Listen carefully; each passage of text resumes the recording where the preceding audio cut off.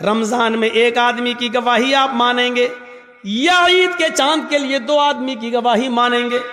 تو اس وقت بھی دیکھا جائے گا یہ ایک آدمی جو روزے کی گواہی دے رہا ہے یہ 5 وقت کا نمازی ہے یا نہیں ہے۔ اگر 5 وقت کا نمازی ہے، باشرع ہے، سماج میں اس کو جھوٹا نہیں کہا جاتا ہے، اس کی بات مانی جاتی ہے، دیندار ہے، نمازی ہے تو اس کی بات مانی جائے گی۔ نماز روزے کا پابند نہیں ہے، جمعہ تک کی نماز نہیں پڑھتا ہے اور ایسا آدمی گواہی دے رہا ہے تو اس کی گواہی بھی، چاہے وہ کتنا بھی سچ بول رہا ہو، اس کی گواہی بھی اس کی جیب میں گھسیڑ دی جائے گی، بھاگ، نہیں تسلیم کیا۔ روزے کا چاند ایک آدمی کی گواہی ہے، اور ایک آدمی اگر نہیں دیکھتا چاند لیکن ایک عورت چاند دیکھتی ہے تو ایک عورت کی گواہی نہیں مانی جائے گی۔ 2 عورتوں کی گواہی ایک مرد کے برابر ہے، لہذا عورتیں 2 ہونا چاہیے، آدمی ایک آدمی اگر کہہ دے باشرع ہو کہ میں نے روزے کا چاند دیکھا ہے رمضان کا تو روزہ رکھا جائے گا، لیکن ایک عورت چاہے وہ کتنی بھی نیک ہو، دیندار ہو، نمازی تہجد گزار ہو، لیکن ایک عورت اگر چاند کی گواہی دیتی ہے تو اس کی بات نہیں مانی جائے گی۔ 2 عورتیں ہونا چاہیے۔ ایسے ہی عید کا چاند 2 مردوں کی گواہی چاہیے، لیکن 2 مردوں نے نہیں دیکھا ہے، ایک مرد نے دیکھا ہے اور ایک عورت نے، تو نہیں مانی جائے گی۔ ایک مرد نے دیکھا ہے تو 2 عورتیں ہونی چاہیے، یا 4 عورتیں ہونی چاہیے، وہ بھی باشرع۔ اب ہم اپنے ذہن میں اس بات کو رکھیں کہ جب یہاں بے نمازیوں کی گواہی نہیں مانی جا رہی ہے، سوچئے تو اور معاملات کے اندر بے نمازی کی حیثیت کیا ہوگی۔ آئیے ایک اور چیز کی طرف ہم تمہیں لے کے چلتے ہیں۔ یا ایھا الذین آمنوا استعینوا بالصبر والصلاۃ، یہ بڑی پیاری چیز ہم آپ کو بتانے کے لیے چل رہے ہیں میرے بھائیوں۔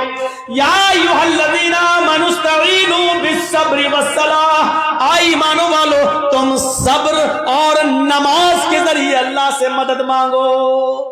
بڑی پیاری آیت ہے۔ چھوٹا سا بچہ ہے، ابھی وہ اپنی ماں کا دودھ پیتا ہے، 8-9 مہینے کا، 10 مہینے کا، 1 سال کا ہے، چلتا ہے پھرتا ہے، پوری طاقت نہیں ہے، ہلکے ہلکے پیروں سے چلتا بھی ہے، گرتا بھی ہے۔ کبھی کبھی اس کے سامنے انجان آدمی آ جائے تو ڈرتا بھی ہے، اس کے سامنے کوئی کیڑا مکوڑا ٹہلنے لگے تو وہ ڈرتا بھی ہے۔ آپ نے دیکھا ہوگا ماں نے اپنے بچے کو چھوڑا، چلنا سکھا رہی ہے، تھوڑا چلتا ہے گرتا ہے، تھوڑا چلتا ہے گرتا ہے، ماں تھوڑی دور ہٹ کے دیکھتی ہے، دیکھے کتنی دور جاتا ہے بچہ تھوڑی دور گیا، وہاں کوئی جانور دیکھا، کوئی کیڑا مکوڑا دیکھا، وہ ادھر سے پلٹا اور بھاگتا ہے اپنے ماں کے پاس۔ ماں جلدی سے اپنے دونوں باہیں پھیلا دیتی ہے، اور بچہ جب ڈرتا ہے تو وہ اپنی ماں کی گود میں آ جاتا ہے۔ جیسے ہی بچہ اپنی ماں کی گود میں آتا ہے وہ اپنے آپ کو بالکل محفوظ کر لیتا ہے، سمجھ لیتا ہے۔ اب وہ سمجھتا ہے کہ میں سب سے بڑے خطرے سے ٹل چکا ہوں، اب سب سے بڑی مصیبت، بھائی بچے کے لیے تو وہی سب سے بڑی مصیبت ہے جس سے وہ ڈر رہا ہے۔ بچہ اپنی ماں کی گود میں آیا، اور جیسے وہ اپنے ماں کی گود میں آتا ہے وہ سمجھتا ہے کہ اب مجھے کوئی خطرہ نہیں ہے، کیونکہ میں ایک سرکشت گود میں آ گیا ہوں، ایک محفوظ گود میں کے اندر آ گیا ہوں، اب مجھے دنیا و مافیا کا کوئی خطرہ نہیں ہے۔ بچہ اپنی ماں کی گود میں آ جاتا ہے تو وہ دنیا کے بڑے سے بڑے خطرے سے اپنے آپ کو محفوظ سمجھ لیتا ہے۔ قرآن یہی فرما رہا ہے، لوگوں نماز یہ ماں کی گود ہے، تمہارے لیے بڑے سے بڑے خطرے جب تمہارے سامنے آئیں، بڑی سے بڑی مصیبتیں جب تمہارے سامنے آئیں، بڑے سے بڑے خوفناک مرحلے جب تمہارے سامنے آئیں تو تم نماز کی آغوش میں آ جاؤ، نماز کی گود میں آ جاؤ۔ جب تم مسجد میں آ جاؤ گے، نماز کی آغوش میں آ جاؤ گے تو تم اس خطرے سے محفوظ ہو گئے۔ نماز اپنے نمازی کو اپنی گود میں ایسے لے لیتی ہے جیسے ماں اپنی گود میں اپنے بچے کو لے لیتی ہے. جیسے بچہ ماں کی گود میں اگر اپنے آپ کو محفوظ سمجھ لیتا ہے، ایسے ہی نمازی نماز کے اندر اپنے آپ کو محفوظ سمجھ لیتا ہے. ایک صحابی ہیں، جنگ ہو رہی ہے، نماز کا وقت ہو جاتا ہے. نماز کے وقت ہی میں ابو داؤد شریف کی روایت ہے، ایک تیر آتا ہے اور تیر آتے ہی ان کی پیٹھ میں لگتا ہے. اور سوچو تیر کسی کی پیٹھ میں لگ جائے اور نماز کے اندر لگ جائے. لگی، ہاتھ بندھے ہوئے ہیں، تیر پیچھے لگتا ہے، خون بہنے لگتا ہے اور ٹپکنے لگتا ہے. لیکن انہوں نے قرآن پڑھنا بند نہیں کیا، پوری نماز پڑھ لی. جب سلام پھیرا، السلام علیکم ورحمت اللہ، السلام علیکم ورحمت اللہ. لوگ ان کے پاس آئے، صاحب یہ کیا کیا تم نے؟ اتنا خطرناک تیر آدھے سے زیادہ تمہاری پیٹھ میں گھس گیا، خون سے پوری چٹائی بھیگ گئی، تمہارا کپڑے لہو لہان ہو گئے اور تم نماز میں مصروف ہو. اس صحابی نے جواب دیا، جب میں نماز پڑھ رہا تھا، اللہ کی قسم میری پیٹھ میں کب تیر لگا مجھے پتا ہی نہیں چلا، اس لیے کہ میں سورہ کہف کی تلاوت کر رہا تھا اور سورہ کہف کی تلاوت کرتے ہوئے مجھے اتنا مزہ آ رہا تھا، اتنا انجوائے مل رہا تھا. سورہ کہف کی تلاوت میں مجھے تیر کی تکلیف بھلا دیا، مجھے پتہ ہی نہیں چل رہا ہے کہ مجھے تیر لگا ہے. یہ تو تم ابھی بتلا رہے ہو کہ مجھے تیر لگا ہے، اب دیکھ رہا ہوں کہ یہ خون لے، مجھے تو احساس ہی نہیں ہوا. غور کیجئے کتنا بڑا خطرہ تھا تیر کا لگنا، اور ان کو پتہ ہی نہیں، کیونکہ وہ نماز کی گود میں تھے، نماز کی آغوش میں تھے. سوچو میرے پیارے ساتھیو، آج ہماری بھی نمازیں ہیں، ہم پڑھتے ہیں اور ایک چھوٹا سا مچھر کاٹ لے تو ہم جلدی سے گال مسلنے لگتے ہیں، مچھر مارنے لگتے ہیں، اس لیے کہ ہمیں قرآن کی تلاوت میں مزہ ہی نہیں آتا ہے. وہ کہہ رہے ہیں کہ ہم ایسے سورہ کہف پڑھ رہے تھے، سورہ کہف کی تلاوت میں مجھے اتنا مزہ آ رہا تھا، اتنا انجوائے آ رہا تھا کہ مجھے پتا ہی نہیں چلا کہ مجھے کب تیر لگا.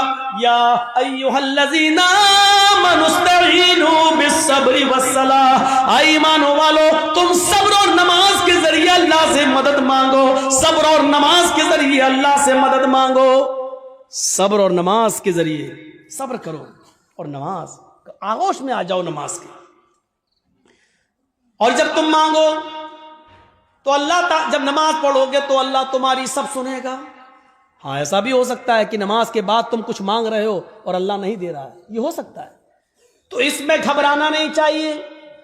نماز بھی پڑھ رہے ہو، دعا بھی مانگ رہے ہو، یا ربی یا ربی یا ربی، اللہ مجھے یہ دے، مجھے یہ دے، مجھے یہ دے، لیکن نہیں مل رہا ہے. اس کا یہ مطلب نہیں کہ آپ کی نمازیں قبول نہیں ہو رہی، اس کا یہ بھی مطلب نہیں کہ اللہ آپ سے ناراض ہے. کبھی ایسا مت سوچنا. نہیں دے رہا ہے تو وہ جانتا ہے کہ کیوں نہیں دے رہا ہے، اس کی مرضی ہے، اسی میں بھلائی ہو سکتی ہے. ہمارا ایک چھوٹا سا بچہ ہے،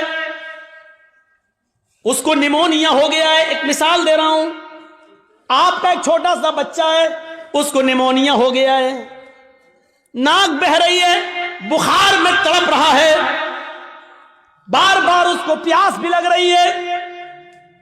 ڈاکٹر نے دوا دی ہے، ٹھنڈی چیزوں سے منع کیا ہے.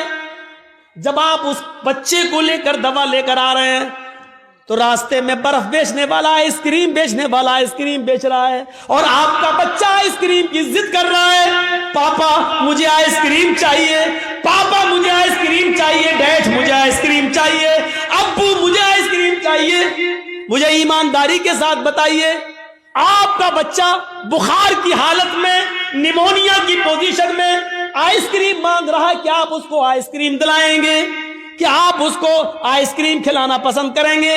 نہیں، کیونکہ آپ جانتے ہیں کہ اس وقت اس کی اگر مراد میں نے پوری کر دی تو میرا بچہ اور زیادہ بیمار ہو جائے گا. آپ اس کے ہزار ضد کرنے کے باوجود آپ اس کو آئس کریم نہیں دیں گے. جبکہ آپ کو برا لگ رہا ہے کہ میرا بچہ بیچارہ مانگ رہا ہے. آپ نہیں چاہتے کہ اس کی تمنا پوری نہ ہو, آپ چاہتے کہ دلائیں, لیکن اس کی بیماری بتلا رہی ہے آئس کریم اس کے لیے نقصان دہ ہے. آپ باپ ہوتے ہوئے بھی اپنے بچے کو آئس کریم نہیں دلائیں گے, کیونکہ آپ جانتے ہیں کہ میرے بچے کے لیے کیا اچھا ہے کیا برا ہے. آپ کہیے اللہ مجھے یہ دے, مجھے یہ دے, مجھے یہ دے, اور نہیں مل رہا ہے تو ناراض مت ہوئیے, کیونکہ آپ کا رب جانتا ہے آپ کو کیا دینا ہے اور کیا نہیں دینا ہے. وہ کیوں نہیں دے رہا ہے آپ کو, اس پہ اللہ تعالیٰ سے شکوہ مت کریے, شکایت مت کیجیے. ہو سکتا ہے اس کا نہ دینے میں ہی بھلائی ہو جو چیز آپ مانگ رہے ہو.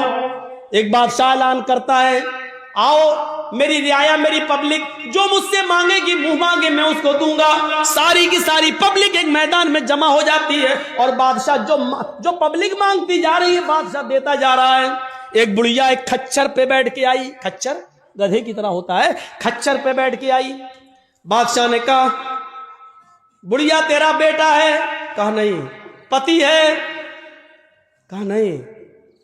کوئی نہیں ہے؟ کہا نہیں. آئے میرے وزیر, اس بڑھیا کو 100 دینار دے دو, 100 سونے کی اشرفیاں دے دو. بڑھیا کہنے لگی نہیں, آپ بے انصافی کر رہے ہیں, سب سے پوچھ رہے ہیں کہ بتاؤ کیا مانگتے ہو, اور جو مانگ رہا اس کو آپ دیتے جا رہے ہیں, اور مجھ سے کہہ رہے ہیں کہ 200 اشرفی دے دو سونے کی. نہیں, مجھے بھی منہ مانگے انعام چاہیے. بادشاہ نے کہا بتا تجھے کیا چاہیے؟ اس نے کہا جو کھچر میں لے کے آئی ہوں اس کی اوپر اتنا سونا لاد دو کہ یہ آسانی سے لے کر میرے گھر تک پہنچ جائے. اس کھچر کے وزن کے برابر سونا. بادشاہ نے کہا دیکھو یہ تم غلط کر رہی ہو.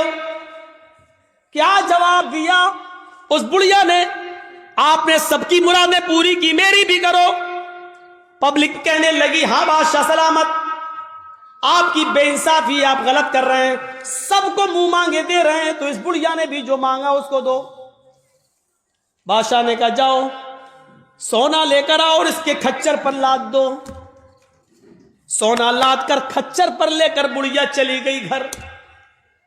گاؤں کے لوگوں کو پتا چلا, او سنو بہت سا مال آیا, سونا ملا ہے بڈھی کو. گھر کمزور تھا, رات میں نقب لگایا, 2-3 چور اندر گھسے. بڑھیا میں طاقت ہی کتنے تھی, ایک نے پیر پکڑا, ایک نے گردن دبا دی, پکڑا ختم. 1 منٹ بھی نہیں لگا, بڑھیا گئی, اور سارا سونا وہ لے کر بھاگ گئے. صبح ہنگامہ ہو گیا, بڑھیا ماری گئی, سونا چلا گیا. بادشاہ نے ساری رعایا کو پھر بلایا, کہا لوگوں کیا ہوا؟ کہا بڑھیا ماری گئی, سونا غائب. کہا دیکھو میں جانتا تھا, اسی لیے اس کو 100 اشرفیاں دے رہا تھا. میں جانتا تھا کہ اس بڈھی کو لالچ ہے, اتنا سونے کا کرے گی کیا, نہ اتنا کھا پائے گی, اس کی زندگی میں اب زیادہ دن بھی تو نہیں رہ گئے, لیکن اس کے لالچ نے اس کو مار دیا. اسی لیے میں اس کو 100 سونے کی اشرفیاں دے رہا تھا, لیکن آپ لوگوں نے میری مخالفت کی. دیکھو مجھے معلوم تھا بڑھیا اتنا سونا نہیں سنبھال سکے گی, اس لیے ماری گئی. ایک معمولی بات سے یہ کہہ رہا ہے کہ کتنا اس بڑھیا کو ملنا چاہیے میں جانتا ہوں, اور کیا نہیں ملنا چاہیے میں جانتا ہوں. تو جو لوگ اللہ سے دعائیں مانگتے مجھے یہ دے دے, مجھے یہ دے دے, لیکن نہیں مل رہا ہے, اس کا رب جانتا ہے کہ کیا دینا چاہیے کیا نہیں دینا چاہیے, کتنا دینا چاہیے اور کتنا نہیں دینا چاہیے, یہ اس کو معلوم ہے. اس لیے اس نے جتنا دیا ہے اسی پر راضی رہو, اسی پر خوش رہو. زیادہ مال تباہی اور بربادی کا باعث بھی بن جاتا ہے. کل میں نے بتایا تھا اللہ کے نبی نے جب جنت میں جھانک کر دیکھا تو جنت میں سب سے زیادہ غریب فقیر اور مسکینوں کو دیکھا, اور جہنم میں جھانک کر دیکھا تو سب سے زیادہ عورتوں کو دیکھا. میرے بھائیوں اندازہ لگائیے, یا ایھا الذین آمنوا استعینوا بالصبر والصلاۃ. نماز ایک ماں کی طرح ہے, جس طرح بچہ ماں کی گود میں آ جاتا ہے تو اپنے آپ کو محفوظ سمجھتا ہے. ایسی بڑی سے بڑی مصیبتیں جب ہمارے اور آپ کے اوپر آئیں تو ہم نماز میں مصروف ہو جائیں. یقین نہیں آتا تو سنو, ابراہیم علیہ السلام اپنی بیوی سارا کے ساتھ, سارا हाजरा तो दूसरी है, सारा पहले थी। पहली बीवी कौन है? सारा। सारा के साथ जा रहे हैं और जालिम बादशाह के मुल्क में घुस जाते हैं। उस मुल्क को क्रॉस करना चाहते हैं। जालिम बादशाह के वजीरों ने लोगों को बताया, बादशाह को बताया, एक आदमी है, उसके साथ एक औरत है और बड़ी खूबसूरत है। बादशाह ने कहा अच्छा खूबसूरत है, कहां? बुला के लाओ। इब्राहिम और सारा बुला कर लाए गए। बादशाह ने पूछा ये तुम्हारी कौन है? इब्राहिम अलैहिस्सलाम ने फरमाया ये मेरी बहन है।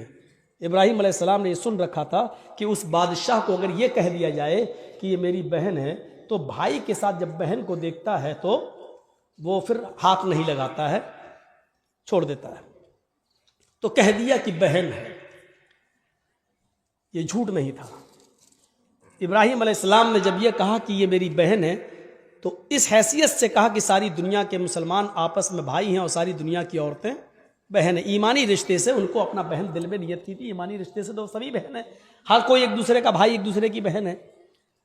लेकिन चूंकि खूबसूरत इतनी थी हजरत सारा कि बहन कहने के बावजूद भी उसकी नीयत खराब रही। उसने कहा इनको कहीं ले जाओ और सारा को जरा हमारे दरबार में लेके आओ।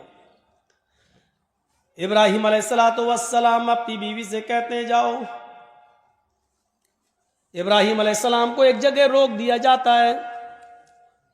सारा को अकेले ले जाया जा रहा है और जब बादशाह की खुलवत में, बादशाह की तन्हाई में सारा को कर दिया जाता है तो बादशाह ने सारा ने दुआ मांगी, इलाहुल आलमीन मैं अपने शौहर इब्राहिम की अमानत हूं और आज तक मैंने तेरे दीन की कभी मुखालिफत नहीं की है। अल्लाह इस जालिम बादशाह से मेरी इज्जत व आबरू की हिफाजत फरमा। ये कहकर बादशाह ने जब उस सारा के ऊपर अपना हाथ बढ़ाया तो सारा की दुआ रंग लाई और सीने के पास आते आते हाथ रुक गया। न आगे बढ़ रहा है, न पीछे हट रहा है, न नीचे हो रहा है, न ऊपर जा रहा है। यहीं पर आकर शल हो जाता है। जैसे ये सारा अलैहिस्सलाम है और ये उनके सीने का हिस्सा है। ऐसे उस पर पकड़ के हाथ मारा, ये बस यहां पर रुक गया। अब न आगे बढ़ रहा, न पीछे हट रहा, न इधर हो रहा, न इधर हो रहा। चीख कर कहता है सारा तेरे पास कोई खुदाई ताकत है जो मेरे हाथ को मजबूती के साथ पकड़े हुए है? अल्लाह से दुआ कर, मैं वादा करता हूं कि मैं तुझे हाथ नहीं लगाऊंगा। हजरत सारा ने दुआ की और बादशाह का हाथ सही हो गया। फिर नीयत खराब हो गई उसकी, पता नहीं, हो सकता है ऑटोमेटिक हो गया हो। उसने दोबारा हाथ बढ़ाया तो दोबारा फिर हाथ वहीं पर रुक गया, हजरत सारा के थोड़ा पास। शल हो गया, ना आगे ना पीछे, न दाएं ना बाएं। अरे सारा एक बार और दुआ कर दे, इसके बाद हम तुझे कभी हाथ नहीं लगाएंगे, मैं छोड़ दूंगा। उसने फिर दुआ कर दी, अल्लाह इसको ठीक कर दे, सही हो गया। लेकिन कहते ना इतनी खूबसूरत थी कि उसका दिल मुतमईन नहीं था। तीसरी मर्तबा उसने फिर बदअहदी की और फिर हाथ बढ़ाया, फिर हाथ सब चल पड़ गया, आगे नहीं बढ़ा। कहता है कि मैं कसम खाता हूं अपने रब की, जिसको वो रब मानता था, मैं अपने माबूद की, अपने खुदा की कसम खा के कहता हूं अब हाथ नहीं लगाऊंगा, मुझे आखिरी बार माफ कर दे और दुआ कर। सारा ने फिर दुआ की, उसने छोड़ दी और अपनी लौंडी जानते हो, खादिमा, खिदमत करने वाली, जो उस बादशाह की लौंडी थी, खादिमा, खिदमत करने वाली हाजरा, उसने वो लौंडी सारा को दे दी कि ये तुम ले जाओ और ये तुम्हारे रास्ते में काम आएगी, इसको मैं तुम्हें दे रहा हूं बतौर गिफ्ट। हजरत सारा जब हाजरा को लेकर आई तो पूछा कि मेरे शौहर इब्राहिम कहां हैं?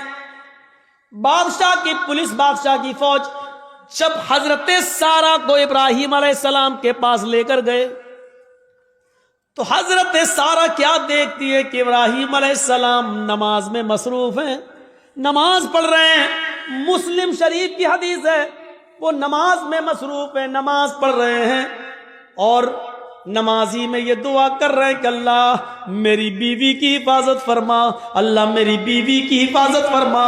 اللہ ظالم بادشاہ کے ظلم سے ہماری بیوی کو بچا لے. نماز میں مصروف ہیں. میرے بھائیوں، جب سارا کے اوپر مصیبت آئی اور ظالم بادشاہ نے جب ان کو پکڑا اور اپنے آغوش میں لینا چاہا تو ان کے پتی ابراہیم علیہ السلام نماز کے اندر گر جاتے ہیں، نماز میں مصروف ہو جاتے ہیں، نماز پڑھنا شروع کر دیتے ہیں.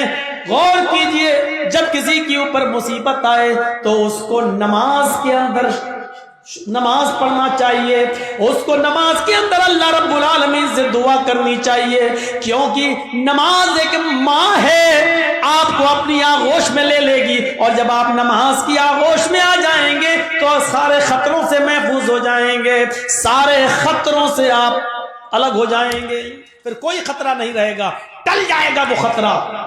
آپ کو یاد ہوگا صحیح بخاری کی روایت ہے، بنی اسرائیل میں ایک نوجوان تھا، نام تھا اس کا جریج، بہت نیک عبادت کرنے والا، بڑا اللہ والا، بڑا نمازی. ایک بار حضرت جریج نماز کے اندر مصروف تھے، نماز پڑھ رہے، اور ان کی ماں کو کسی چیز کی ضرورت پیش آ گئی تو جریج کو آواز دینے لگی، آئی جریج کہتے ہیں اللہ میں نماز میں ہوں اور پیچھے میری ماں آواز دے رہی ہے. جریج یہ کہتے ہیں اللہ میں کیا کروں، میں نماز میں اور میری ماں پیچھے آواز دے رہی ہے. پھر اس نے تیسری آواز دی جریج، لیکن جریج نے کوئی جواب نہیں دیا، وہ نماز پڑھتے رہے. چوتھی بار جریج کی ماں کے منہ سے یہ جملہ نکلا، جریج تو نے میری آواز سن کر بھی انسنا کر دیا. آئے اللہ، جریج اس وقت تک نہ مرے جب تک کہ وہ کسی بدکار عورت کا منہ نہ دیکھ لے. آئے اللہ، جریج کو اس وقت تک تو موت مت دینا جب تک کہ جریج کسی بے شرم و بے حیا عورت کے ساتھ ہم بستری نہ کر لے، اس کے ساتھ زنا نہ کر لے. ماں کی بد دعا تھی، ماں یہ بد دعا دے کر چلی گئی.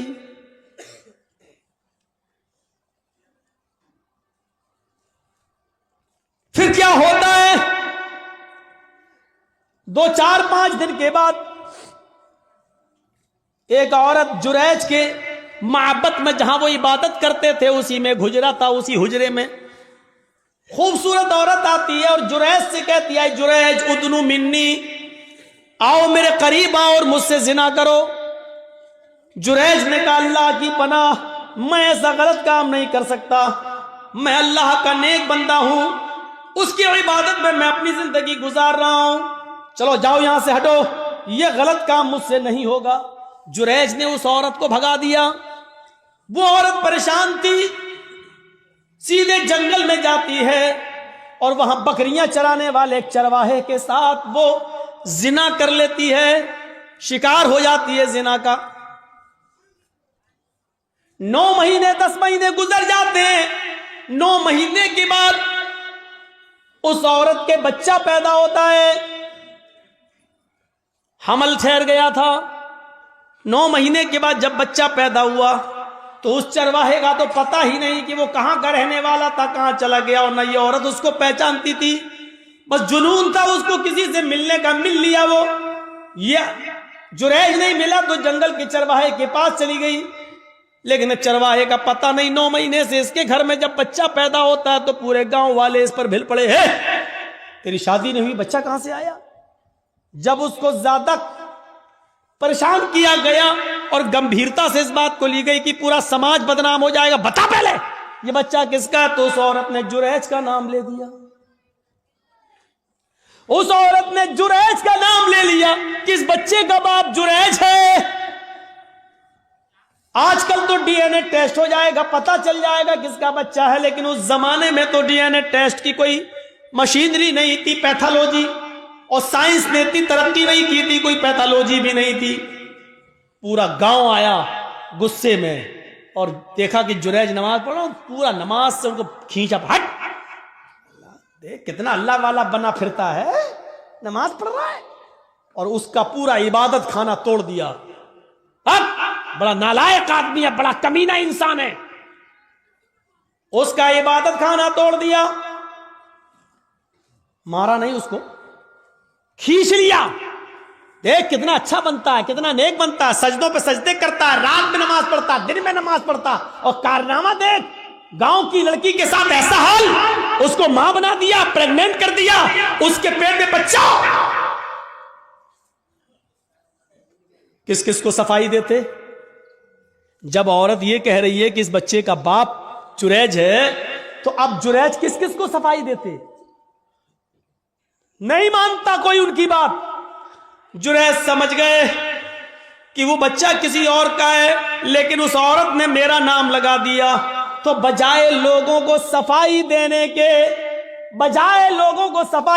کے، جریج نے ایک جگہ چٹائی بچھائی. عبادت خانہ تو توڑ دیا، جریج نے ایک جگہ چٹائی بچھائی اور اسی پر وہ نماز پڑھنے میں مصروف ہو گئے، اور نماز کے اندر یہ دعا کرنے لگے، اے اللہ اس کی سچائی اگر سامنے نہ آئی تو دنیا میں پھر کبھی کوئی تیرے نیک بندوں پر بھروسہ نہیں کرے گا، کبھی بھی پھر نیک لوگوں پر اعتبار نہ کیا جائے گا، ہر نیک آدمی پھر بدنام ہو جائے گا. اے اللہ میں نماز کے اندر تجھ سے دعا مانگتا ہوں کہ اس کی سچائی ظاہر کر دے. نماز پڑھ رہے ہیں، ادھر اللہ تعالیٰ نے اس بچے کو قوت گویائی دی. جو بچہ اس عورت نے پیدا کیا تھا، جو چرواہے کی پیداوار تھا، وہ بچہ زور زور سے کہنے لگا، اے گاؤں والو، اے گاؤں والو، اے سماج والو، میری ماں جھوٹ بول رہی ہے، میں جریج کا بیٹا نہیں ہوں، میرا باپ فلاں جنگل کا فلاں چرواہا ہے جو فلاں فلاں بستی میں رہتا ہے، میری ماں نے اس کے ساتھ زنا کیا تھا، میں اس باپ کی اس چرواہے کی اولاد ہوں، میں جریج کا بیٹا نہیں ہوں، جریج نے میری ماں کے ساتھ کچھ نہیں کیا. جب وہ بچہ زور زور سے بولنے لگا، اس بچے کے زور سے بولنے کی وجہ سے لوگوں کو یقین آ گیا کہ اس عورت نے جھوٹا جریج کا نام لیا ہے. وہ معافی تلافی کرتے ہوئے آئے اور کہنے لگے، جریج ہمیں معاف کر دو، ہم سونے کا تمہارا معبد عبادت خانہ سونے کا بنا دیں گے، ہمارے پاس اتنا سونا ہے، ہم سونے کا تمہارا عبادت خانہ بنا دیں گے. جریج نے کہا نہیں، جس طرح مٹی کا پہلے بنا ہوا تھا اسی طریقے کا بنا دو، سونے کی عبادت خانے کا ہم کیا کریں گے، ہمیں تو نماز ہی تو پڑھنا ہے. اور کرنا ہی کیا ہے میرے بھائیوں، حضرت جریج کے اوپر جب مصیبت آتی ہے، اور اتنی بڑی مصیبت کہ نیک آدمی کے اوپر زنا کا الزام لگ رہا ہے، تو حضرت جریج صفائی پیش نہیں کرتے ہیں بلکہ نماز کی آغوش میں چلے جاتے ہیں، نماز کے دامن میں چلے جاتے ہیں، نماز پڑھنا شروع کر دیتے ہیں، اور اسی نماز کے اندر دعا مانگ رہے ہیں. اللہ نے کہا، یا ایھا الذین آمنوا استعینوا بالصبر والصلاۃ، جب تمہارے اوپر مصیبت آئے تو صبر اور نماز کے ذریعے اللہ سے مدد مانگو. جریج نے صبر کیا گاؤں والوں کے عبادت خانہ توڑنے پر، اور نماز کے ذریعے اللہ سے مدد مانگی ہے. میرے بھائیوں، نماز بڑی سے بڑی مصیبتوں کو دور کر دیتی ہے. نماز جب آپ کے اوپر بہت بڑی کوئی مصیبت آئے تو فوراً وضو بناؤ اور نماز کی آغوش میں چلے جاؤ. 313 صحابہ، 1000 کا لشکر کافروں کا جنگ بدر میں، اللہ کے نبی نے جب یہ کنڈیشن دیکھی تو آپ سمجھ گئے کہ یہ ہتھیاروں سے لیس ہمارے پاس کچھ نہیں، آج کیا ہوگا. تو آپ نماز پڑھنے لگے اور سجدے میں یہ دعا کرنے لگے، اللہم لا تہلک ھذہ العصابہ ان تہلک ھذہ العصابہ لن تعبد بعد اليوم قط. اے اللہ، آج اگر یہ مٹھی بھر جماعت ہلاک ہو گئی، آج یہ 313 صحابہ اگر مٹ گئے، ہلاک ہو گئے، تو اس روئے زمین کے اوپر پھر کبھی تیری عبادت نہ ہو سکے گی، اس روئے زمین کے اوپر پھر کبھی کوئی تیرا نام لینے والا نہ ہوگا. اے اللہ، ان 313 صحابہ کی حفاظت فرما، یہ 1000 کافروں کا لشکر ہے. دیکھیے نبی پر مصیبت آئی، 1000 کا لشکر ہے جو صحابہ کو مارنا چاہتا ہے. جب یہ مصیبت آئی تو نبی نے نماز پڑھنا شروع کر دی، اور نماز ہی کی حالت میں آپ یہ دعا کر رہے ہیں، اے اللہ اگر آج یہ 313 مٹ گئے، برباد ہو گئے، لن تعبد بعد اليوم، تو آج کے بعد کبھی تیری عبادت نہ ہو سکے گی، کبھی تیرا نام نہیں لیا جائے گا. اور آپ دیکھ لیجئے میرے بھائیوں، جتنے لوگوں کو اللہ کے نبی کے زمانے میں صحابہ کرام کو پھانسی پر لٹکایا گیا یا ان سے کہا گیا کہ تمہاری گردن کاٹی جائے گی، اڑائی، بتاؤ آخری تمنا کیا ہے؟ تو ان لوگوں نے آخری تمنا جب بتائی تو یہ نہیں کہا مجھے میری ماں سے ملوا دو، یہ نہیں کہا مجھے میرے باپ سے ملوا دو، یہ نہیں کہا مجھے میرے بیوی سے یا بیٹے سے ملوا دو. جب ان سے پوچھا جاتا تمہاری آخری تمنا کیا ہے تو وہ کہتے مجھے 2 رکعت نماز پڑھنے کی مہلت دے دو. ان لوگوں نے مجھے بنایا تو بڑی شان سے ہے, جلسے کرا کرا کے, چندے کر کر کے, سیمنٹ لے لے کے, بوریاں لے لے کر, اینٹیں لے لے کر ہمیں بنایا تو بہت اچھا ہے, خوبصورت بنا لیا, مینارہ بھی بنا دیا, بڑی عالیشان بنا دیا, لیکن الہ العالمین انہوں نے مجھے ویران کر دیا, بنانے کے بعد مجھے آباد نہیں کیا. اے اللہ انہوں نے میرا پیٹ نہیں بھرا, اللہ انہوں نے مجھے بنانے کے بعد میرے پاس نہیں آئے, میری گود میں نہیں آئے. اے اللہ جس طریقے سے انہوں نے مجھے بنانے کے بعد ویران کر دیا, اے اللہ تو ان کی زندگیوں میں ویرانی پیدا کر دے. اللہ جس طرح انہوں نے مجھے برباد کیا تو ان کو برباد کر دے. اللہ جس طریقے سے انہوں نے ہمیں بنا سوا کر درست کرنے کے بعد ہمیں بھلا دیا ہے, اے اللہ تو ان کو بھلا دے. میرے بھائیوں یہ مسجدوں کی کئی بد دعاؤں کا نتیجہ تو نہیں جو ہمارے حالات ہی ہیں, جو ہمارے حالات ہی ہیں. پہلے زمانے میں جب جنگیں ہوتی تھی نماز کا وقت ہو جایا کرتا تھا, بادشاہ نماز کی حالت میں, بادشاہ جنگ کی حالت میں نماز کے لیے کھڑا ہو جاتا تھا. دوسرا بادشاہ یہ سمجھتا تھا کہ یہ کیا ہو رہا ہے, بتایا یہ نماز پڑھ رہے ہیں, اللہ کو یاد کر رہے ہیں, اللہ سے دعا کر رہے ہیں. وہ بادشاہ اپنی فوج لے کر بھاگ جاتا تھا, یہ کہتے ہوئے کہ جو قوم تیروں اور تلواروں کہ سایوں میں بھی اپنے رب کو نہ بھولتی ہو تو اس کا رب اسے کیسے بھول جائے گا. جو قوم تلواروں کے سایوں میں پلی ہوئی ہو, تیروں تلواروں کے سایوں میں جو نماز ادا کر رہی ہو, ایسی پوزیشن میں بھی وہ اپنے رب کو بھول نہیں رہی ہو, اپنے رب کی عبادت کر رہی ہو, پھر اس کا رب ہمارے ساتھ کیا کرے گا اگر ہم نے ان کو اس پوزیشن میں مارا. وہ اپنی فوج, اپنے ہتھیار, اپنے گھوڑے, اپنا سارا ہتھیار وہیں پر ڈال کر بھاگ جایا کرتے تھے, یہ کہتے ہوئے کہ اے اللہ والو ہم تمہارا مقابلہ نہیں کر سکتے, اے اللہ والو ہم تمہارا مقابلہ نہیں کر سکتے. میرے بھائیوں کل تک ہمارے یہ حالات تھے, آج ہمارے حالات یہ, ہماری مسجدوں میں نماز ہو رہی ہے لیکن کافروں کی بارات بجتی ہوئی جاتی ہے, ان کے بینڈ بجتے ہوئے جاتے ہیں, ان کے گانے بجتے ہوئے جاتے ہیں, لیکن ہماری اذان کی آواز یا نماز کی قرات بھی ہو رہی ہو تو ان کو کوئی فرق نہیں پڑتا. کیونکہ جب اذان اور نماز کے وقت ہم نے اپنی ٹی ویوں کو بند نہیں کیا ہے, جب ہم نے اپنے گھروں میں ٹی ویاں چلانا شروع کر دی تو پھر کافروں کے دلوں سے بھی ہمارا رعب و دبدبہ نکل گیا, کافروں کے دلوں سے بھی ہمارا رعب و دبدبہ ختم ہو گیا. کیوں ہوگا؟ ہم نے کافروں کے دلوں میں اپنی عزت بنائی کہاں ہے, کہاں بنائی ہے ہم نے اپنی عزت. غزوہ احزاب کا وہ موقع یاد کرو, سنو صرف ایک نماز تھی, بس ایک, وہ بھی اللہ کے رسول صلی اللہ علیہ وسلم نبی کی ایک نماز, اور وہ بھی چھوٹی نہیں تھی, بس صرف اس کا اصل وقت نکل گیا تھا. غزوہ, جنگ ہو رہی ہے, نام ہے اس غزوے کا غزوہ احزاب. اور سنو, کلیجہ سنبھال کر سنو, دل سنبھال کے سنو اس واقعے کو. غزوہ احزاب, کافروں کی طرف سے تیر چل رہے ہیں, مسلمانوں کی طرف سے بھی تیر چل رہے ہیں. یہ جنگ اتنی خطرناک ہوئی کہ عصر کی نماز کا وقت آ گیا, لیکن صحابہ کرام سنبھل نہیں پائے, کوئی ادھر تھا کوئی ادھر تھا. نماز پڑھیں تو کیسے پڑھیں, ایک ساتھ ہوتے تو چلو آدھے پڑھ لیتے, آدھے جنگ کرتے, پھر یہ جو آدھے پڑھ چکے ہوتے یہ جنگ میں چلے جاتے, جو چھوٹ گئے وہ بعد میں پڑھ لیتے. لیکن کوئی ادھر ہے کوئی ادھر ہے. یہ عصر کی نماز کا وقت تھا, عصر کی نماز کا وقت.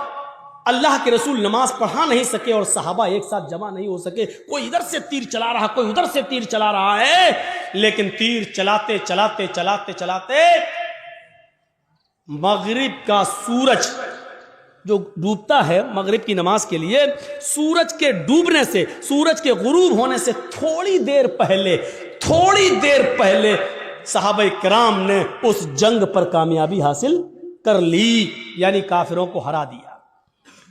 لیکن عصر کی نماز کا وقت نکل گیا۔ سنیے، عصر کی نماز کا وقت نکل گیا تھا، جلدی سے وہیں صحابہ نے تیمم کیا اور وضو بنا، تیمم پانی تو تھا نہیں، جلدی سے تیمم کیا اور نماز پڑھنا شروع کر دی۔ سورج ڈوبنے سے، غروب ہونے سے پہلے اللہ کے نبی نے اور صحابہ نے عصر کی نماز پڑھ لی۔ صرف وقت نکل گیا، جو پڑھنا چاہیے تھا ہم لوگوں کے یہاں کتنے بجے ہوتی ہے عصر؟ آپ کے یہاں کتنے بجے ہو رہی ہے عصر؟ 2:45 پر؟ ہاں، کہیں 3:30 پہ بھی ہو رہی ہوگی، ہم 3:15۔ آپ کی مسجد میں کتنے بجے ہو رہی ہے؟ 3:15۔ اب 3:15 کی جگہ پر کوئی آدمی 5:15 پہ نماز پڑھے تو وقت نکل گیا نا اس کا، عصر کا۔ مان لیجئے 5:30 پہ سورج ڈوب رہا ہے اور 5:15 پہ آدمی نماز پڑھ رہا ہے، تو سورج ڈوبنے سے پہلے ہی تو پڑھ رہا ہے وہ، سورج غروب ہونے والا ہے۔ جلدی سے اللہ کے رسول نے اور صحابہ نے تیمم کیا اور نماز پڑھ لی، اور پڑھنے کے بعد جو جملے کہے وہ سنو، جو جملے کہے ان کافروں کے لیے وہ سنو۔ ملا اللہ بیوتہم وقبورہم نارا کما حبسونا وشغلونا عن الصلاة الوسطی۔ بخاری شریف کی حدیث کے الفاظ ہیں، اللہ کے نبی فرماتے ہیں، الہ العالمین، جن کافروں کی وجہ سے آج ہماری عصر کی نماز کا اول وقت نکل گیا، اے اللہ، جن کافروں کی وجہ سے آج میری عصر کی نماز کا اصلی وقت نکل گیا، وقت پر ہم نماز نہیں پڑھ سکے، سورج ڈوبنے سے پہلے آج ہم نے عصر کی نماز پڑھی، اس کے ذمہ دار یہ کافر ہیں، یہ جنگ کرنے والے، ان کی وجہ سے میری عصر کی نماز کا وقت نکلا ہے۔ ملا اللہ بیوتہم، اے اللہ ان کے گھروں کو تو آگ سے بھر دے، اے اللہ ان کے گھروں میں آگ لگا دے، اے اللہ ان کے گھروں میں تو آگ سے بھر دے۔ نماز کے وقت اپنے گھروں میں بیٹھنے والوں، نبی اکرم کی اس بد دعا پر ذرا غور کرو۔ ملا اللہ بیوتہم، اے اللہ ان کے گھروں کو تو آگ سے بھر دے۔ میرے نبی نے کبھی کسی کو بد دعا نہیں دی، مار کھایا پھر بھی معاف کر دیا۔ نبی کی بیٹی کو جس نے پیٹ پھاڑا، حبار ابن اسود نے تیر مار کر، نبی کی بیٹی زینب کے پیٹ میں حمل تھا، بچہ تھا، تیر پیٹ میں لگتا ہے، بچہ گر جاتا ہے۔ زینب مدینے پہنچتی ہیں، ہوش میں آتی ہے تو ان کو پتا چلتا ہے کہ میرے پیٹ کا بچہ گر گیا ہے، ضائع ہو گیا ہے۔ اس صدمے کو وہ برداشت نہ کر سکی، انتقال کر گئی۔ 10 سال کے بعد جب حبار ابن اسود سامنے آیا اور مدینے میں اللہ کے نبی سے معافی مانگنے لگا کہ مجھے معاف کر دو، میں بھی مجرم ہوں اور آپ کی بیٹی کا قاتل ہوں، 10 سال پہلے آپ کی بیٹی کے پیٹ میں تیر مارا تھا، حمل گر گیا تھا۔ نبی اکرم کی آنکھوں میں آنسو آ گئے، بیٹی کی یاد آ گئی، رونے لگے، لیکن کہتے ہی بار میری بیٹی کے قاتل میں نے آج تک اپنے لیے اور اپنے خاندان کے لیے کبھی بدلہ نہیں لیا، آج تو نے معافی مانگی، جا میں نے تجھے بھی معاف کر دیا، جا جا جا حبار، میری بیٹی کے قاتل، میں نے اپنی بیٹی کے قتل کا خون معاف کر دیا۔ وہ حمزہ جو نبی کا چچا اور ہندا نے پیٹ پھاڑا، ناک کاٹی، کان کاٹا، زبان کاٹی، اور اسی میں دھاگا ڈال کر ناک، کان، زبان کا ہار بنا کر اپنے گلے میں پہنا۔ وہ ہندا جس نے حمزہ کا پیٹ پھاڑ کے کلیجہ نکالا اور چبایا، ہمت نہیں کر سکی اس کو کھانے کی، تھوک دیتی ہے، کٹی ہوئی گردن، پھٹا ہوا پیٹ، نکلا ہوا کلیجہ، کٹی ہوئی ناک، کٹا ہوا کان، کٹی ہوئی زبان. یہ لاش جب نبی کے سامنے آئی تو آپ کی آنکھوں میں آنسو آ گئے اور کہا اے حمزہ، قیامت تک جتنے بھی لوگ اللہ کی راہ میں قتل کیے جائیں گے یہ شہید ہوں گے، لیکن تو قیامت کے دن سید الشہداء بنا کر اٹھایا جائے گا، تمام شہیدوں کا سردار بنا کر اٹھایا جائے گا. ایسا حال کرنے والی ہندا جب نبی کے سامنے آئی تو آپ نے کہا کیا چاہتی ہو؟ معافی. آپ نے کہا ہندا جا، میں نے تجھے بھی معاف کر دیا. او میرے چچا کی قاتل، جا، میں نے تجھے بھی معاف کر دیا. میری چچا کی لاش کو بگاڑنے والی، جا، میں نے تجھے بھی معاف کر دیا. لیکن انسان ہوں، برا لگتا ہے، تو میرے سامنے مت آنا، کیونکہ جب تو میرے سامنے آئے گی تو مجھے چچا کی لاش یاد آ جائے گی. ہمارے نبی نے کبھی کسی کو بد دعا نہیں دی. طائف والوں نے اتنا مارا کہ سر پھٹ گیا، سر سے خون نکلا، پیروں پہ گرا، خون جم گیا، جوتے تک اتر نہیں پا رہے تھے اس جمے ہوئے خون کی وجہ سے. 2 فرشتے آئے، اے اللہ کے نبی کہو تو ان طائف والوں کو 2 پہاڑیوں کے بیچ میں پیس دوں. میں جب گیا تھا حج کے عمرے کے لیے تو میرے وہاں بہت پروگرام کرائے گئے تھے، جدہ میں ہوئے، دمام میں ہوئے، اور مکے میں ہوئے، مدینے میں ہوئے. تو ہم کو طائف بھی لوگ لے کر گئے اور وہ پہاڑی ہم کو دکھائی تھی لوگوں نے وہاں طائف کے اندر، جس پہاڑی پر چڑھ کر کافروں نے نبی اکرم کو پتھر مارے. وہاں کے لوگ جو تھے وہ ان لوگوں نے بتایا کہ مولانا صاحب یہ وہ جگہ ہے، یہاں نبی کھڑے تھے، اوپر سے کافر پتھر مار رہے تھے. اس جگہ کو دیکھا ہے ہم نے اپنی آنکھوں سے، کافی اونچائی پر پتھر مار رہے، زور سے پتھر، اونچائی سے پتھر ماریں گے اور وہ نبی کے سر پہ لگے گا تو کتنی زور سے لگتا ہوگا. فرشتے موجود، وہ دونوں پہاڑی جس کے بیچ میں طائف بسا ہوا ہے، اگر اس پہاڑی کو یہاں سے لایا جائے، اس پہاڑی کو یہاں سے لایا جائے، دونوں کو ملایا جائے تو اس پہاڑی کے بیچ میں جتنے لوگ رہتے ہیں کب پس کے سرما بن جائے کچھ نہیں کہا جا سکتا. فرشتوں نے کہا آپ کہیے تو ان طائف والوں کو اس دونوں پہاڑیوں کے بیچ میں لا کر پیس دیں، ان کو کچل دیں، ان کو ختم کر دیں، ان کو برباد کر دیں. تو اللہ کے رسول نے کیا کہا؟ نہیں. فرشتوں نے دوبارہ کہا تو اللہ کے نبی نے فرمایا اللہم اہد قومی فإنہم لا یعلمون.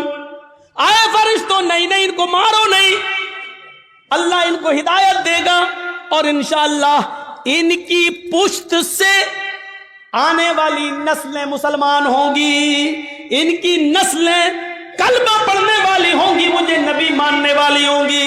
اے اللہ تو ان کو ہدایت دے، یہ مجھے جانتی نہیں ہے کہ میں کون ہوں. آپ نے اس موقع پر بھی بدلہ نہیں لیا. دیکھ رہے ہیں آپ، بیٹی کے قاتل کو معاف کر رہے ہیں، بدلہ نہیں لے رہے ہیں، ہندا کو معاف کر رہے ہیں، انتقام نہیں لے رہے ہیں. طائف میں پتھر کھانے کے باوجود فرشتے پتھروں کا طائف والوں کو پیسنا چاہتے ہیں، لیکن نبی انتقام نہیں لے رہے ہیں. کہہ رہے ہیں اے اللہ تو ان کو ہدایت دے. مار کھا کر دعائیں دینے والے نبی، لیکن آج اصول دیکھو، جس نے کبھی بد دعا نہیں دی آج وہ بد دعا دے رہا ہے. کیا کہہ رہا ہے؟ ملا اللہ بیوتہم، اے اللہ ان کافروں کے گھروں کو آگ سے بھر دے، اس لیے کہ آج انہوں نے میری بیٹی کو قتل نہیں کیا، میرے چچا کا کلیجہ نہیں نکالا، ناک نہیں کاٹی، کان نہیں کاٹا، انہوں نے آج مجھے نہیں مارا، بلکہ آج ان کی وجہ سے عصر کی نماز کا وقت نکلا. غور کرو، بیٹی کو مارا تو اس کو معاف کر دیا، چچا کا کلیجہ نکال کے کھانے والی کو معاف کر دیا، لیکن جن کی وجہ سے عصر کی نماز چھوٹ گئی، وقت پر نہیں پڑھ سکے، ان کو معاف نہیں کر رہے. اللہ کے نبی کہہ رہے ملا اللہ بیوتہم، اے اللہ ان کے گھروں کو تو آگ سے بھر دے، اور جب یہ مر جائیں آگ میں، اور جب ان کی قبریں جب ان کو دفن کیا جائے قبروں میں تو قبورہم، اے اللہ مرنے کے بعد بھی ان کو بخشنا نہیں، ان کی قبروں میں بھی آگ لگا دینا۔ کتنی ڈینجر بد دعا ہے۔ اندازہ لگاؤ، نماز جن کی وجہ سے چھوٹ رہی ہے وہ بھی سوچیں۔ جرجی صاحب نماز پڑھتے ہیں، نماز کا وقت ہو رہا ہے، مسجد میں جا رہے ہیں، اور آپ نماز کے وقت میں اپنے گھر میں ناشتہ کرانے لے جا رہے ہیں، تو اس کا مطلب یہ ہے کہ آپ کی وجہ سے نماز چھوٹ رہی ہے، آپ سبب بن رہے ہیں۔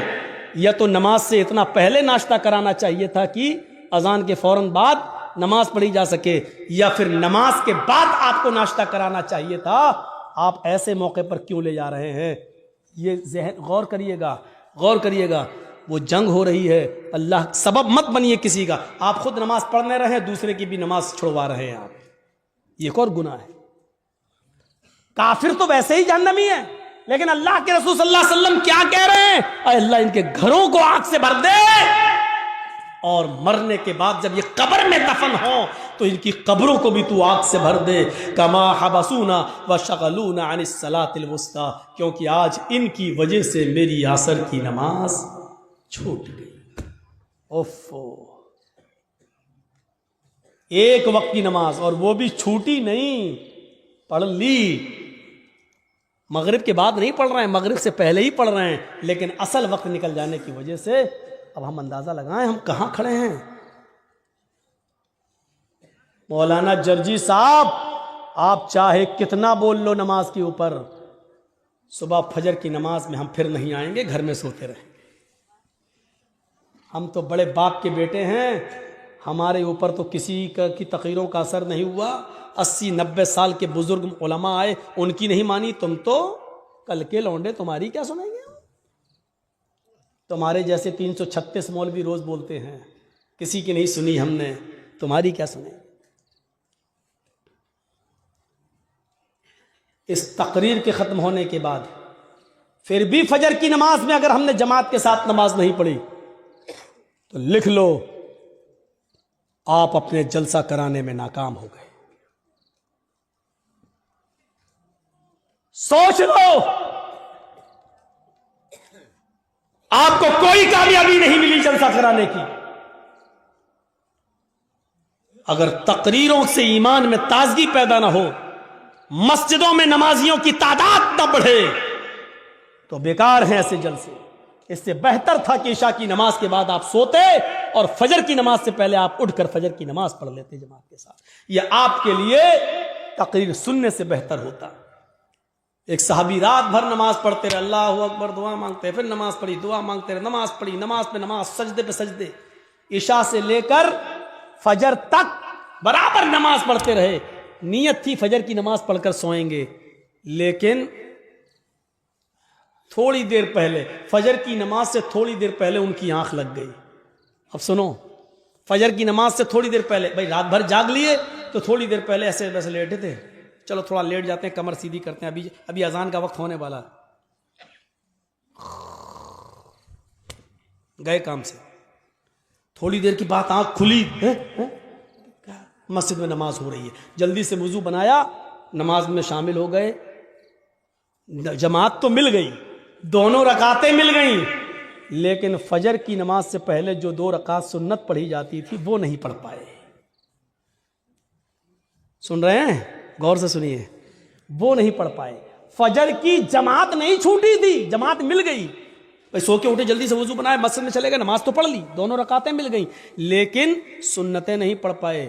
بعد میں جب وہ سنتیں پڑھنے لگے، سنتیں پڑھنے کے بعد فرض نماز کے بعد جب اللہ کے نبی نے سلام پھیر دیا، سلام پھیرنے کے بعد دیکھا کہ وہ کوئی سنت پڑھ رہے ہیں۔ سنت کے بعد جب آپ نے ان کو بلایا، آپ نے ان سے کہا یہ بعد میں تم کون سی نماز پڑھ رہے تھے؟ کہا اللہ کے رسول وہ رات بھر نماز پڑھی تھی، میں نے عبادت کی تھی، اور فجر کی نماز سے تھوڑا پہلے مجھے نیند آ گئی، آنکھ کھلی تو میں نے جلدی سے وضو بنایا، مسجد میں آ گیا، جماعت کھڑی تھی تو جماعت کے ہوتے ہوئے ہم نے سنت نہیں پڑھی، پہلے جماعت پڑھ لی، بعد میں سنت پڑھ لی۔ تو اللہ کے رسول نے جو جواب دیا وہ سنیے، آپ نے فرمایا کاش تو پوری رات آرام سے سوتا، کاش تو پوری رات عشاء کی نماز کے بعد سے لے کر فجر تک آرام سے سوتا، گہری نیند میں سوتا، لیکن فجر کی نماز سے پہلے اٹھ کر وضو بنا لیتا اور فجر کی نماز سے پہلے 2 رکعت سنت پڑھ لیتا۔ اللہ کی قسم، فجر سے پہلے 2 رکعت سنت اگر پڑھ لیتا تو یہ 2 سنتیں تیرے لیے رات بھر کی عبادت سے زیادہ بہتر ہوتی۔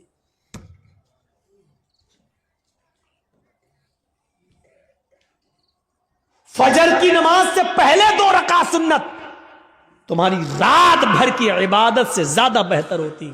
کیوں جاگے تم رات بھر؟ یعنی ایسی عبادت سے کیا فائدہ کہ جلسہ سنو 12 بجے تک، 1 بجے تک، اور سوتے سوتے 2 بج جائے، اور فجر کی نماز میں جب آپ اٹھ نہ سکیں اور مسجد میں نہ جا سکیں تو ایسے جلسوں سے کیا فائدہ؟ یہ بند ہونے چاہیے ڈرامے۔ ہاں میں اس کو ڈرامہ کہتا ہوں۔ جو جلسے لوگوں کو نمازی نہ بنا سکیں وہ ڈرامہ ہے، جو تقریریں لوگوں کے دلوں میں ایمان تازہ نہ کر سکے وہ نوٹنکیاں ہیں۔ وہ لیلا مجنوں کی کہانیاں ہیں۔ تصور کیجئے ہم کہاں ہیں۔ نماز کتنی ضروری چیز ہے ہماری سوسائٹی اور ہمارے سماج میں اور ہمارے لیے۔